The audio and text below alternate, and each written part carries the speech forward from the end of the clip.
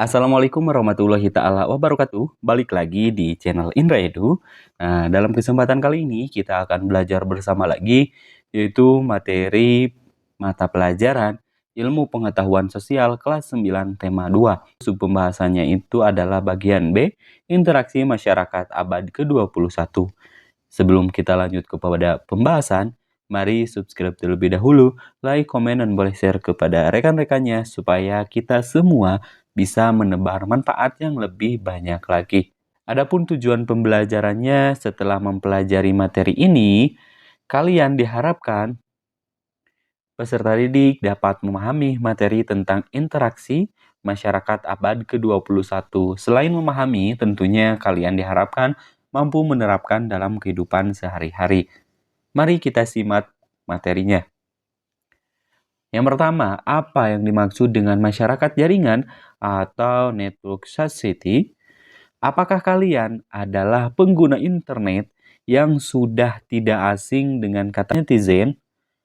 Jika jawabannya iya, maka kalian adalah bagian aktif dari masyarakat jaringan.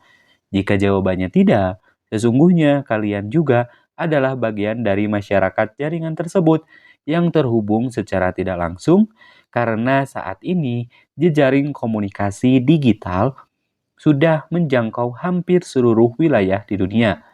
Oleh karenanya, kalian perlu mempelajari hal ini agar dapat memahami dengan baik perkembangan terbaru kondisi masyarakat yang sedang terjadi. Konsep masyarakat jaringan atau network society muncul seiring Norwegia dengan semakin berkembangnya teknologi informasi di dunia. Istilah masyarakat jaringan, kata asalnya netsampan, pertama kali disampaikan oleh Stein Bradden, seorang sosiolog Norwegia pada tahun 1981. Istilah tersebut merujuk pada sebuah tipe masyarakat yang ditopang oleh teknologi informasi dan komunikasi. Menurut Castell, jaringan adalah simpul komunikasi di antara setiap individu yang semakin rumit seiring dengan kemajuan di bidang teknologi komunikasi. Pada masyarakat jaringan, setiap orang tidak perlu bertemu secara langsung di ruang geografis tertentu karena mereka bisa terhubung melalui berbagai media komunikasi secara online. Tentunya ada banyak manfaat dan juga ada banyak yang negatifnya. Nah, dalam hal ini kita semua harus mampu menerapkan mana saja yang mendapatkan kebermanfaatan untuk kita tentunya, yaitu dari segi positif. Sementara yang hal-hal yang harus kita hindari adalah kemudorotan atau hal-hal yang membawanya itu kepada hal-hal yang negatif.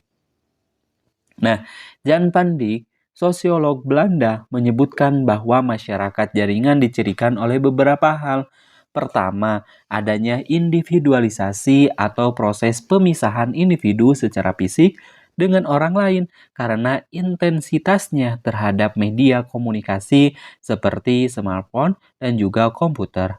Yang kedua, adanya gaya hidup yang dinamis, di mana sebuah tren baru bisa tercipta dan bermunculan secara cepat tergantung dari keramaian pembahasan di media sosial.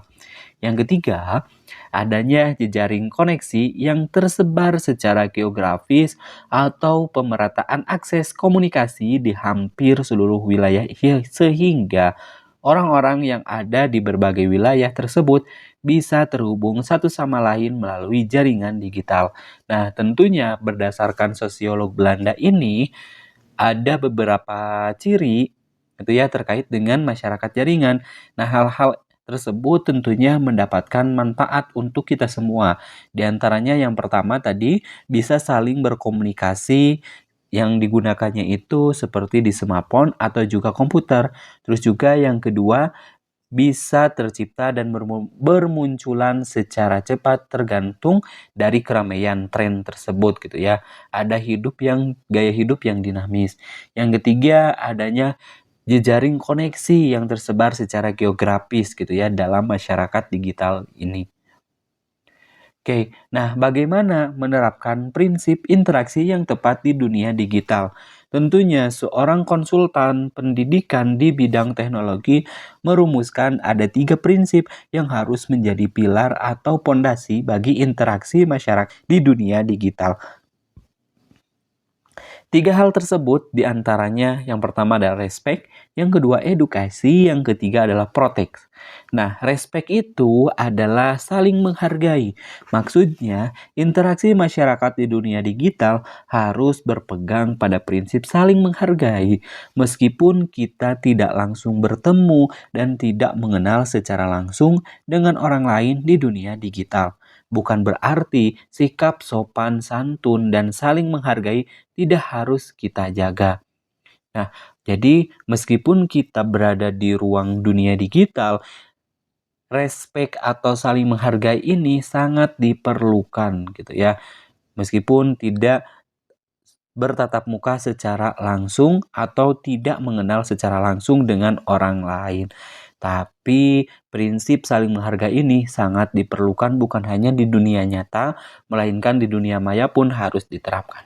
Prinsip yang kedua yaitu edukasi atau terdidik.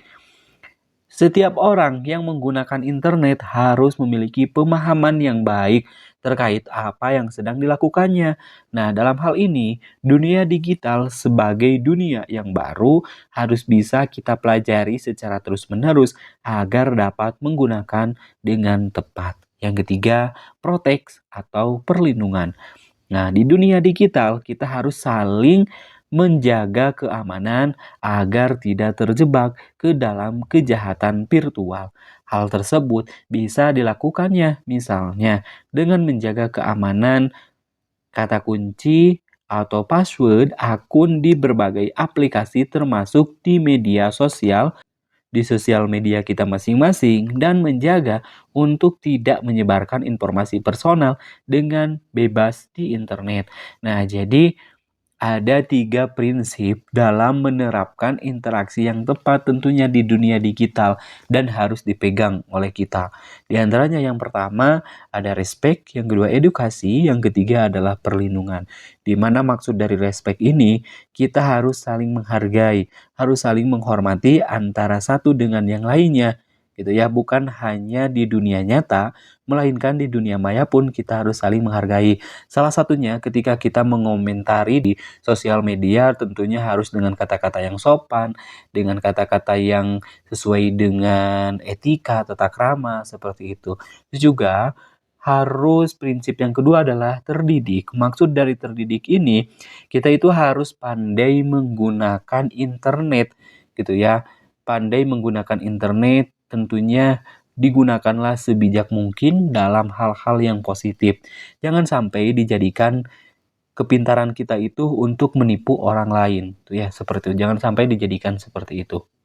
Adapun prinsip yang ketiga yaitu protect, yaitu perlindungan.